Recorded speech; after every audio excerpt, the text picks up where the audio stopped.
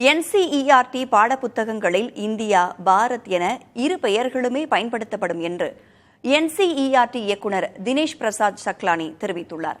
பாடப்புத்தகங்களில் India என்பதற்கு பதிலாக பாரத் என்று பயன்படுத்துமாறு பரிந்துரைக்கப்பட்ட நிலையில் இந்த விளக்கம் அளிக்கப்பட்டுள்ளது.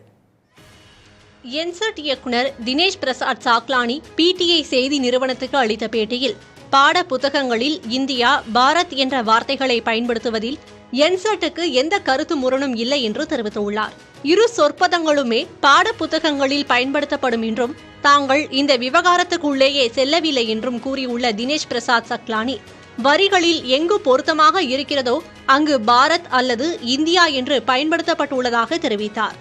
தற்போது எழுந்திருப்பது தேவையற்ற விவாதம் என்றும் அவர் கூறியுள்ளார். NCERT-ஆல் நியமிக்கப்பட்ட சமூக அறிவியலுக்கான உயர்மட்ட குழு பள்ளி பாட புத்தகங்களில் இந்தியா என்பதற்கு பதிலாக பாரத் என்ற சொல்லை மாற்ற வேண்டும் என்று கடந்த ஆண்டு ஒருமனதாக பரிந்துரை செய்தது.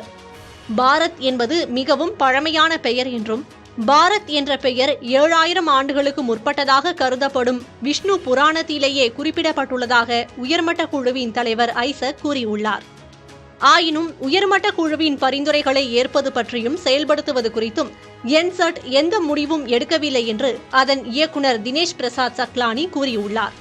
தேர்தலுக்கு முன்பாக இந்தியா என்ற பெயரில் எதிர்க்கட்சிகள் கூட்டணியை உருவாக்கிய நிலையில் கடந்த ஆண்டு நடந்த G20 உச்சி மாநாட்டில் பாரத் என்ற பெயர் முதன்முறையாக அதிகாரப்பூர்வமாக பயன்படுத்தப்பட்டது.